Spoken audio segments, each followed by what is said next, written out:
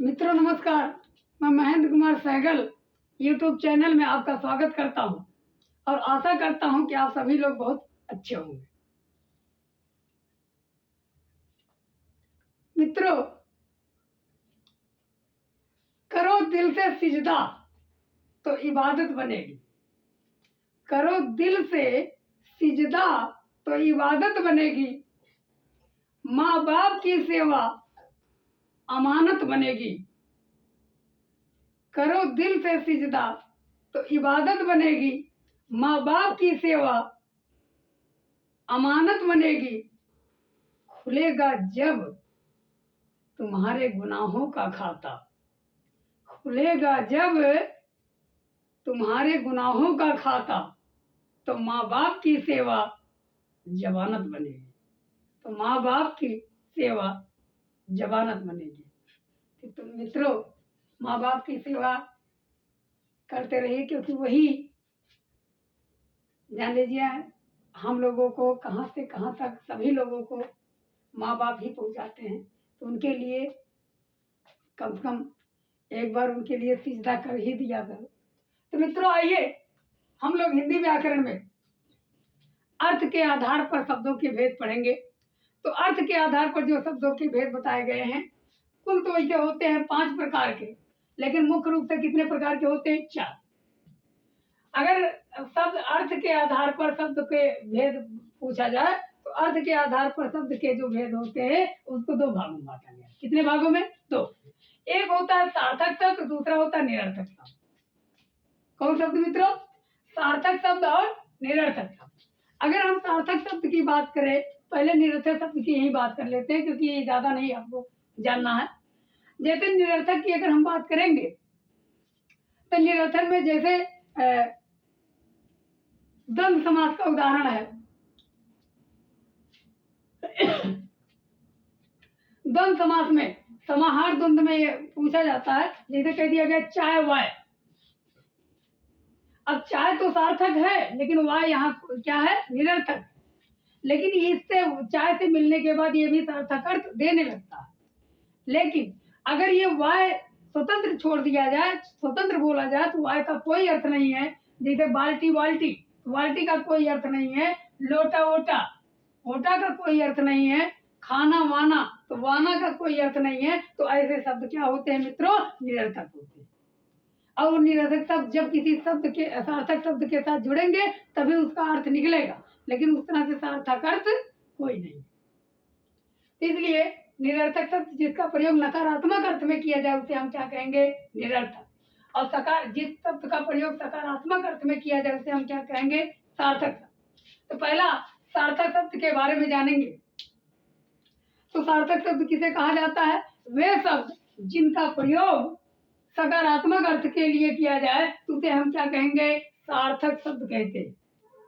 वे शब्द जिनका प्रयोग किसके लिए किया जाए मित्रों? सकारात्मक अर्थ के लिए किया जाए उसे हम सार्थक शब्द कहते हैं।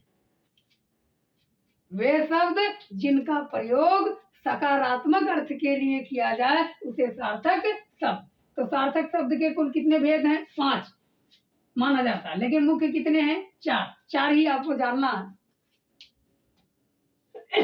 एक है एकार्थी शब्द, दूसरा अनेकार्थी, तीसरा विलोमार्थी या विपरीतार्थी शब्द, ये शब्द है। और चौथा जो है वो पर्यायवाची है। और 5वां कुछ जगह मान लिया गया है समानार्थी शब्द। तो पर्यायवाची शब्द को ही कहीं कहीं समानार्थी शब्द भी कहा जाता है। इसलिए जब पूछा जाए मुख्य कितने प्रकार के? 4। तो पहला क्या है? एकार्थी शब्द के बारे में हम लोग जानेंगे।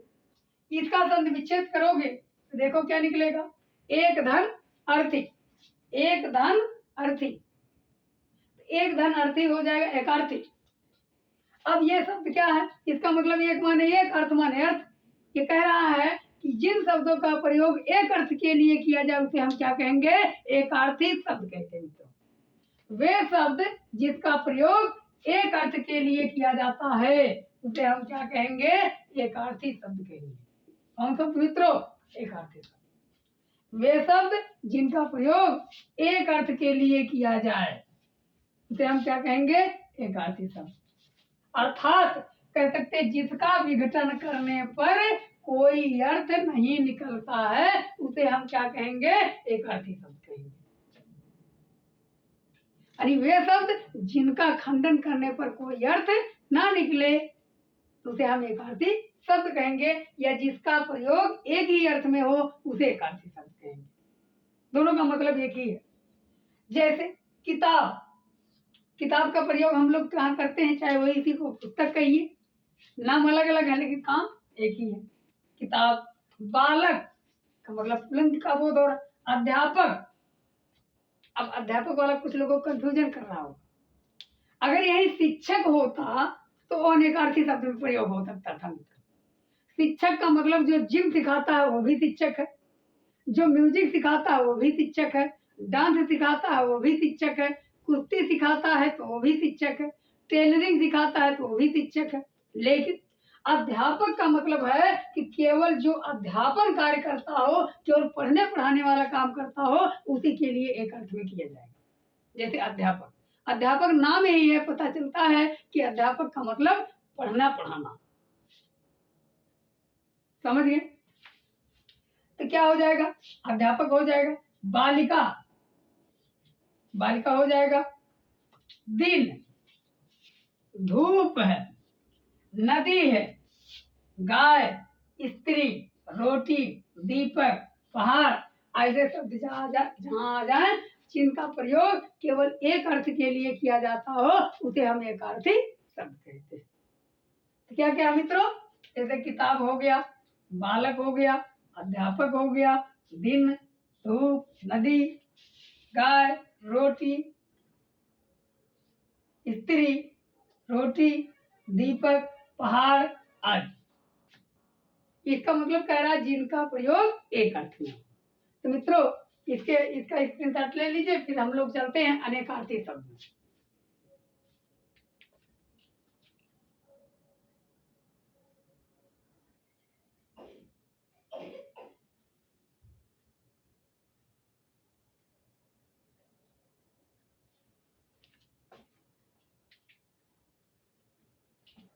आइए मित्रों, हम लोग अनेकार्थी शब्द के बारे में जानेंगे।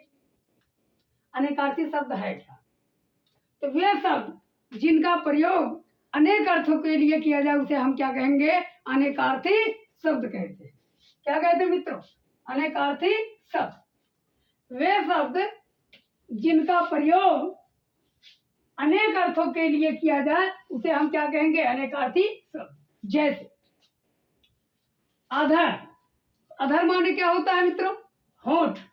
अधर मीन्स क्या होता है, होंठ। अधर मीन्स क्या होता है, शून्य। अधर मीन्स क्या होता है, नीचा। अधर मीन्स क्या होता है, मध्य।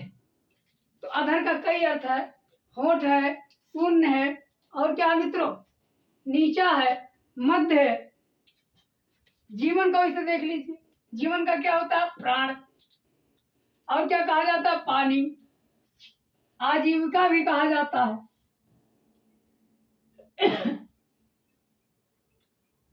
तो जीव, प्राण हो गया, पानी हो गया, आजीविका, जिंदगी कहा जाता है, गंगा जल कहा जाता है मित्रों। क्या कहा जाता है, गंगा जल। विधि का देख लीजिए, विधि का क्या है, विधि का अगर देखेंगे तो विधि नियम, कानून, प्रकार, व्यवस्था, ब्रह्मा, अनेकार्थी शब्द में प्रयोग किया जाएगा। द्विज का देखेंगे तो क्या हो जाएगा, तो द्विज का मतलब यह है जिसका दो बार जन्म हुआ हो, ऐसा कहा जाता है। पक्षी, ब्राह्मण, अंडज, प्राणी, चंद्रमा। जितने लोगों का द्विज का मतलब, द्वि माने दो और जा माने जन्म, दो बार जन्म कहा जाता माना जाता है, इसीलिए द्विज कहा जाता है। तो पंछी, ब्राह्मण, अंडज, प्राणी, चंद्रमा। क्लियर मित्रों? यहाँ अच्छा द्विज का कुछ लोग अर्थ अगर नहीं जान पा रहे हो, यहाँ पक्षी की अगर बात करें तो ऐसा कहा जाता है कि पक्षी जो होता है, पहले कहा क्या जाता है, सही भी है कि 2 बार इसका जन्म होता है। एक बार मेल और फीमेल मिलते हैं, तब जो है अंडे का निर्माण वहाँ होता है अंडाणुओं और शुक्राणुओं के द्वारा, और फिर जाकर जब अंडे देते हैं तब जाकर के निकलते हैं, ये दूसरा जन्म होता है, इसीलिए द्विज कहा जाता है। देखिए अज क्या कहा जाता है? अज माने बकरी, तो अज माने बकरा, अज माने जीव, अज माने ब्रह्मा, अज माने विष्णु, अज महेश को भी कहा जाता है, कामदेव भी कहा जाता है। अज का मतलब होता है जो स्वयं उत्पन्न हुआ, बकरा। दशरथ के पिता का नाम भी क्या था? अज था।